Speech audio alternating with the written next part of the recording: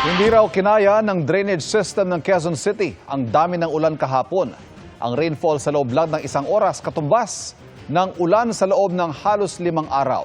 Kaya nalubog pati mga hindi bahaing lugar gaya sa bahagi ng UP at Ateneo. Nakatutok live si Nico Wahe. Nico.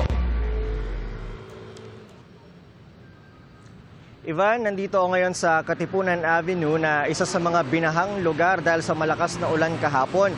Nagtanong-tanong tayo dito kanina kung binabaha ba talaga sa lugar nito. Marami sa kanila ang nagtaka dahil hindi naman daw talaga binabaha rito. Ayon sa QCDRRMO, hindi nga kinaya na kanilang drainage system ang malakas at maraming ulan kahapon kaya bumaha. Ang mga mataas at biglaang pagbaha sa 36 na barangay sa Quezon City kahapon, phenomenal o pambihira ayon sa UP Resilience Institute at UP NOAA Center. Batay sa datos ng Pag-asa Science Garden, umabot sa 141 mm ang dami ng ulan kahapon. Pinakamarami bandang alas 2 hanggang alas 3 ng hapon na nagbagsak ng 96.6 mm ng tubig. Katumbas daw yan ng halos 5 araw na pag-ulan kung pagbabasihan ng minimum amount of rain tuwing Agosto na nasa 568.5 mm. Mas mataas din sa peak hour ng Bagyong Ondoy noong 2009 na 92 mm lang. Localized thunderstorm lang ang nagpaulan kahapon. Hindi siya yung katulad ng mga habagat na malaking area yung nasasakop. Ito ay mga usually kasi pwede kasi talaga siyang madalas na nangyayari na in a span of 2 to 3 hours pwede tayong umabot na magkaroon ng mga malalakas na mga pag-ulan po. Ayon sa Quezon City Disaster and Risk Reduction Management Office, hindi kinaya ng drainage system ng lungsod ang dami ng ulan kaya nalubog maging mga hindi binabahang lugar.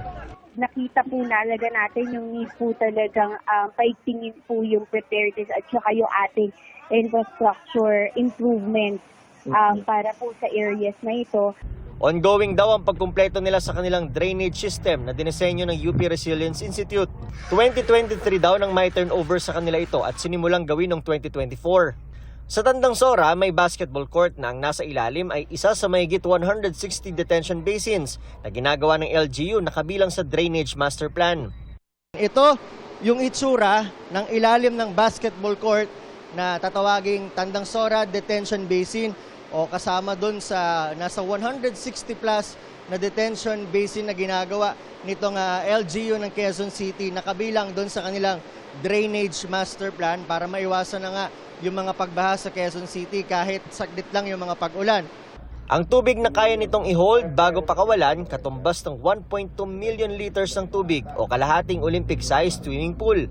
Hindi pa raw maibigay ng Quezon City kung kailan matatapos ang proyekto dahil may mga hinihintay pang pondo.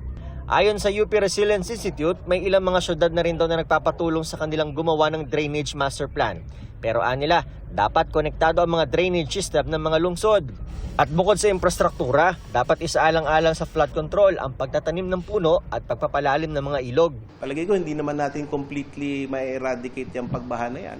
But we can adapt, we can lessen it, and make it tolerable so that we can live with nature. Ivan, bandang alas 3 ng hapon kanina ay muli na namang bumagsak yung malakas na ulan dito sa ilang bahagi ng Quezon City, kabilang itong Katipunan Avenue. Pero wala naman tayong nakitang pagbaha ngayon dito, kaya tuloy-tuloy yung daloy ng trapiko. Yan muna ang latest. Balik sa iyo, Ivan. Maraming salamat, Nico Wahe.